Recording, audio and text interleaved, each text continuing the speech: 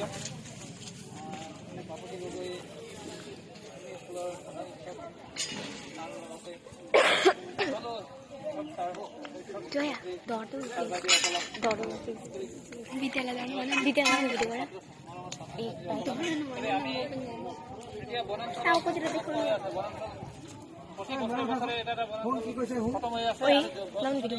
বহুত ধ্বংস হৈ আছে। তাৰ বাবে আমি একদম তেওঁলোকে যিমান কাটিব পাৰিছে আমি তাতকৈ অধিক যদি লগাব নোৱাৰো আৰু আগন্তুক দিনত আমি বহুত ভয়ংকৰ মানে বিপদত পৰিব পাৰিম। আৰু এটা কথা, আমাৰ কাৰণে চীন দেশ, পাকিস্তান এইবিলাক একো নহয় যুদ্ধ কৰিবলৈ। আমাৰ দেশে জিকি আহিছে।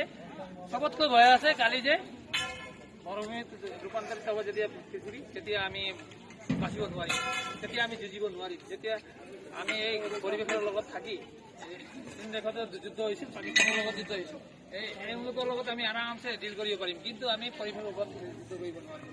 সেইকাৰণে আমি আগতে এই একোটি একোটি গছ পুলি হ'ল, গছজোপা হ'ল আমাৰ বন্ধু, একদম প্ৰিয় বন্ধু, আমাক সদায় লগ দিয়ে। আৰু আমি গছক বচাই ৰাখিব নোৱাৰিম, কিন্তু গছে আমাক বচাই ৰাখিব।